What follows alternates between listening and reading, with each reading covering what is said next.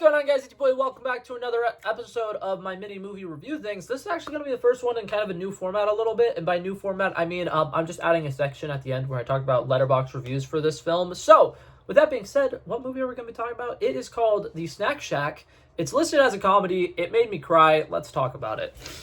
My mini movie review. Okay, so right off the bat, I do want to go ahead and issue a spoiler warning for people who have not seen this movie. This movie is very emotional, and there's stuff in the last 30 minutes that will definitely make you cry. If you, like me, are emotionally connected to these characters, which I personally got very connected to these characters because I kind of felt very similar to the main character in a sense. So I'm going to be talking about this movie. I'm going to be diving deep into it, and there are some things I might say that could potentially ruin the viewing experience for you. So, if you have not seen the movie, I would recommend clicking away. But that being said, if you don't mind getting this movie spoiled, or you have already seen it, let's go ahead and carry on with the review, shall we? So, right off the bat, I want to go ahead and say, this movie is listed as a comedy, and I don't think that that is an incorrect statement, because there is a lot of humor in this, and there are a lot of moments that are really great. This movie has a lot of emotional sequences, and it reminds me a lot of the movie The Perks of Being a Wallflower, which I'm going to make an entire video talking about the similarities between this movie and that movie, because I might be one of the only people who watch this movie and have that takeaway. But there's a lot of moments here and there that just remind me a lot of that movie, and that movie, to me, is an incredibly, comforting movie that is sad. And if I ever need a place to go and I want to feel vulnerable watching a movie, I'll go watch The Perks of Being a Wallflower. So seeing that in this movie, which I've seen a lot of reviews for, everybody's talking about the comedy of this movie. A lot of people are talking about the storytelling and, the two best friends and how they bounce off of each other relatively well, talking about the rom-com aspects of it. I am not seeing a lot of people talking about some of the deeper meaning of this movie, so I want to dive into that. But first things first, I will kind of follow the trend and talk about the comedy here. I do think this movie is very funny. There are a lot of very ridiculous laugh out loud moments. If I had to pick a standout character for some of the funnier moments, I think that the actor who plays the father in this is really great. I think that the entire family dynamic between the main character and his family is fantastic. But overall, the father is on screen for maybe about 2.5 minutes the entire movie, and he maybe has 7 lines of dialogue, something like that, and almost every single one of them made me laugh. He is absolutely hilarious. His comedic timing is great. One of my favorite jokes in the entire movie is there's a moment where the daughter is practicing for being the dance captain or whatever, and they're all just kind of hanging out in the house doing whatever random family stuff that they would do, and the mother brings out some dessert, and she's like, "Oh my god, I got this dessert, who all wants a slice?" And the sister is like, "Oh my god, I want the big slice," or whatever, right? And then the main character, AJ, comes out and he gives his parents, a bunch of money to kind of make up for the fact that he's kind of been a really shitty son recently. And the father, in full seriousness, just looks at him and says, "Honey, give him the big slice." And the way he delivers that line just has so much seriousness, so much gravitas, and it's a really, really well delivered line. And it's so funny because the line is literally, "Give him the big slice." And then the daughter chirps in and he's like, "Zip it." And it's so funny. That sequence alone made me laugh my ass off. There's a couple of moments here and there that will also make you laugh your ass off. One moment that I really liked is, and I feel like anybody who's ever had a crush on a girl who has brothers, I feel like you've had this moment before. But there's a moment where the main character is like, "Oh my god, she blew me off for some older guy," or whatever. And then his friend, who is older, tells him, "Oh, that's his brother." And the friend laughs for a minute and a half. It's I don't know if it's a minute and a half, but he laughs for at least a good 30 seconds. And I started laughing at the beginning of him laughing. And then since his laugh went on for so long, I started laughing even harder. And it was just so funny. I feel like that's a stand-up bit. Sometimes people will make a joke and it gets a good reaction the first time, and then they'll just keep doing it and doing it and doing it and doing it until it's not funny anymore, but then they keep doing it and keep doing it and keep doing it and keep doing it, and because eventually it'll just be funny again, it works so well. And it's a really, really cool trope.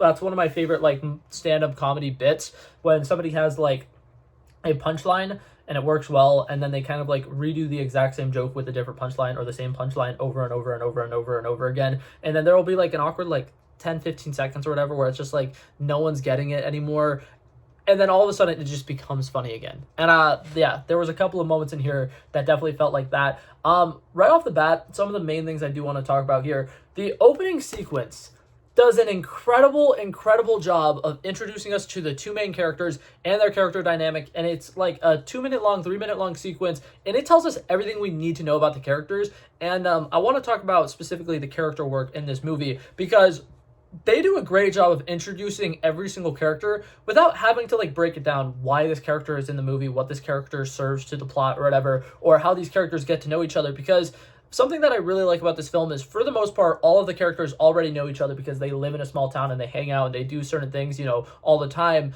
and they just know people. And it's really refreshing not having like, something that I hate in movies is when characters like refer to each other as like brother or sister, or they'll be like, oh my god, my best friend of 4 years, and it's like, nobody talks like that. And I think that this movie had really well written dialogue for that sake. But to get back to the first scene, we see the two best friends. We got Moose and AJ. AJ's kind of the more like straight and narrow one. He's very smart. He has a good head on his shoulders. He's the kind of friend where like, if there's an adult and they need to pick like one friend in the group to be, you know, in charge, they're gonna pick AJ, right? He's smart, he's a leader, he kind of has a good set of morals and stuff like that. And then we have his best friend Moose, who's kind of like the devil on his shoulder, who's like, okay, we got to do this, we got to go over the top, we got to do this thing because it's going to be so much fun, and we're only going to be kids once, so we really have to do it. And he's kind of the bad influence. He smokes, he drinks. They're making beer together when we first get introduced to them. And the opening sequence, they are at a place where they can bet on, I think it's dog races. And so they're illegally betting. Well, I mean, it's probably legal. Well, no. Because, okay, I don't know, because this takes place in the 90s and laws might have been different in the 90s. It's illegal to gamble under the age of 18, at least nowadays. But yeah, they're gambling on these different horse races or whatever. And they just have like a back and forth about who they're going to bet on, if they should bet again, because they've already bet 3 times and won or something like that. And he's like, we're doing really good. We should just keep the money. We should pocket it. We shouldn't risk losing it on anything. And then Moose looks at AJ and he's like, no, we're not going to chicken out of this. We're going to do it. We're going to bet our money. We just need to know who the winner is, and we're going to bet on him. And then AJ kind of like makes the calculated decision and does the really smart thing and votes for the horse, or dog in this case, that makes the most sense to win. And then we watch them win a shit ton of money. And you get a really great sense of their character dynamics, is that Moose is really good at forcing AJ into doing stuff that AJ might not necessarily be comfortable with. And AJ typically has a relatively good idea of, if I'm going to do this stupid, ridiculous thing, at least I'm going to think it through. And we get to see this dynamic play out so many times throughout the movie, and I think it works incredibly well. Okay, but now to kind of get into some of the more different characters in this, I think that almost every single character they introduce in this works really well. But I want to talk about Shane. This is one of those ones where, like I mentioned before, they just trust the audience to know who Shane is. We don't have to really have like a big introduction to Shane. He doesn't need to have some like coming back from the military party. They don't need to bonk us over the head with the fact that he's their older friend and he's somebody who's been a good role model for them all their lives. They just need one scene with them at a cookout. And then we kind of get the idea that the dynamic between them is Shane is a great guy. He's somebody who's very supportive of his younger friends, and AJ and Moose both look up to him and think that he's the coolest person ever, and he is pretty cool. But what's it called? We get introduced to him, really like him. I really love everything that they do with him in this story. When we kind of meet the main character, AJ, he's not necessarily depressed, but he definitely seems like he isn't in the best head spot. He doesn't seem like he's in the best like emotional position. And I think that a big part of it is he seems to be dealing with a lot of self-doubt, and he seems to be struggling a lot with like confidence and stuff like that. And that's something that Shane is able to kind of help him out with. He helps him kind of grow to being the best version of himself by the end of the summer, which is fantastic. And I really, really love everything that they do with his character. And then we get introduced to the girl next door shortly after this. And I love the girl next door trope, and I think that it's done literally to perfection in this movie. The main actress just has so much charisma. She's absolutely fantastic in this role. And she has great chemistry with literally everybody. And I like the fact that they were like, okay, she's going to be the girl next door. She's going to be older. She's going to be really cool. She's going to, have a lot of confidence and have this like moxie and this vibe to her that just radiates positive energy that people want to be around. And I like the way that they decide to make this, instead of just being like some straightforward rom-com, kind of a love triangle. And I think that it's really good, because anybody who has had a best friend will know every once in a while somebody will come between them, whether it be like a relationship thing or something else. And And the way that they play this out is really, really interesting. I think that they do a really good job of having the two best friends fight over something that they've never really fought over before, and it kind of like really changing their dynamic as friends. And it helps our main character grow a backbone a little bit, because he really liked this girl, and he liked her first, and then because of circumstances, Moose gets the girl, and AJ doesn't. And it's very interesting how they are able to go from being best friends at a couple of moments and then immediately kind of like really hate each other. And I think it does a really good job of showing that like youthful innocence of like, they don't really know what love is yet. They just want to know, go out and have fun. And I really like it because AJ seems like somebody who would want something more real, but we never really get to see Moose's side of it, if he is really just a horny teenager or if he wants something real out of it too. And I like the way that they play that, because if you are watching this movie and you, like me, are a guy who is socially awkward, it's very easy for you to feel connected to AJ because, you're a socially awkward guy. You have probably had a crush on a girl at some point or another and realized one of your friends also has a crush on a girl, and has kind of decided, I'll back off a little bit here. And it's a very painful thing to do, but a lot of times it'll happen and you can't really do much about it. And the way that they're able to show him kind of taking a back seat and being like, well, I don't really need this girl to be happy. But it's something that I love. They literally, every interaction that AJ has with Brooke, the girl next door, it's like the first time the actor shows genuine happiness. Like I mentioned, at the beginning of the movie, he kind of feels like very insecure and very like depressed. Their first like full interaction together, where like she's taking pictures of him and she's kind of like explaining, what her whole deal is. And she goes like, "Are you flirting with me?" And he smiles. That's like the first time in the entire length of the movie that you see a genuine smile out of him. Because like there are moments he's happy with Moose, but like you could also tell he also has a lot of anxiety when he's with Moose, because he's doing things that he doesn't necessarily feel comfortable doing, and he's stepping out of his comfort zone to be best friends with his best friend. But yeah, overall, I think that this movie is incredibly touching. I think that all of the characters work incredibly well. I think that everything with the snack shack, what's it called? That's the name of the movie. The plot basically for the snack shack is basically, and this is something that I love in movies, dumb people sometimes make mistakes, and then they have to, pay for those mistakes, and usually while doing it, they will learn very important life lessons.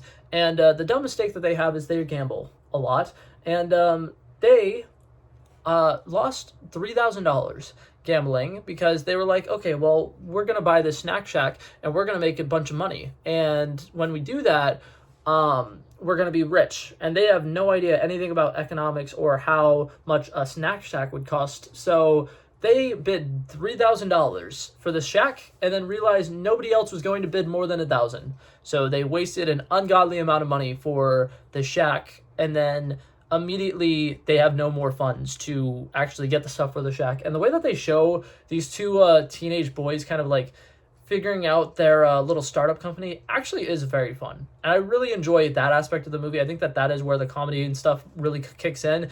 And just like some of the simple things of them being like, oh my God, we're going to write the word fuck on a hot dog with the condiments, and we're going to charge people an extra 75 cents. The fact that comes out of like pure accident is hilarious to me, and I absolutely love it. But it just seems like something that would so happen, so it makes sense. And yeah, overall, had a really good time with this movie. I'm not going to dive super far into the emotional side of things, but I will say the way that this movie ends is very heartbreaking. And I issued a spoiler warning earlier. I don't think I want to get into the stuff that happens at the end of the film in this video, because it's just me doing a movie review for it. But basically, towards the end of the movie, something tragic happens with one of the characters, and it's very off guard, and it's very emotional, and it teaches the kids a lesson about, making sure that you enjoy the time that you have with people while they're still here. And it did get very emotional. And then the scene that I really wanted to kind of give one last shout out to before I wrap up this video is the final sequence is just a silent moment between two characters just sitting on a porch and sharing a beer. And it is one of the emotional sequences I've ever seen, because the entire length of the movie, the father's kind of like disappointed in the son a little bit. They kind of have a lot of disagreements and they have a lot of issues. And there's been moments where, you know, like I mentioned earlier, there's like a cookout and stuff like that, where the dad has had an opportunity to really sit down and have a nice, like, heartfelt moment with his son. But it's kind of something that, like, men, they don't show their emotions a lot. They don't, like, it's not very often that men are vulnerable around other men. And the way that they shot the last scene, and it's just the father and son sharing their first beer together, is incredibly emotional after everything that they've been through together. And yeah, it made me cry. It was good. It was great. But yeah, I would definitely recommend watching this movie to anybody who has not seen it. But that being said, my final score for this movie, I gave it a 96 out of 100. I know that's high. I don't care. I really, really enjoyed this movie. Like I said, I think that it could potentially be like the perks of being a wallflower for this generation, because it's about a bunch of young people going around doing a bunch of crazy, stupid stuff and just trying to feel alive for a little bit. Because every once in a while when you are young, you'll eventually hit a spot when you're like 14 or 15 or something like that, where life doesn't feel entertaining anymore. You kind of have lost that little whimsical side of life where it's like everything is fantastic and everything's happy and optimistic. And sometimes when you lose that youthful energy, you just want to do whatever you can to try to grasp that back. And there's a lot of really good moments in here that are just the people wanting to live their life and go out and have fun and not really care about the consequences. And then obviously they later will have to deal with the consequences and they'll learn some big lessons along the way. And it's a very, very beautiful movie. And here's time for the letterbox thing. I forgot that I was doing this, so I'm going to do it as a voiceover. This one's absolutely hilarious to me. Need a Fuck Dog from Shit Pig and Moose. That's the two main dudes. Shit Pig, I didn't touch on this in my review, is the nickname that the love interest gives him. And it sounds like absolutely disgusting, but it's kind of a cute thing. But this one made me laugh so hard because it's one of those ones where it's like, if you don't watch the movie and you see that as a review, you're kind of like, what the fuck does that? And then this one, I nominate Conor Sherry as the next white boy of the month. That's the main actor in this, and I absolutely love the whole like white boy of the month concept. That stuff's just so funny. But yeah, that being said, that was it for this video, guys. Thank you guys so much for coming by and checking it out. I love and appreciate you guys so much for watching. If you liked it, feel free to like and subscribe, and I'll hopefully see you guys in the next one. Peace out. Bow. Bow.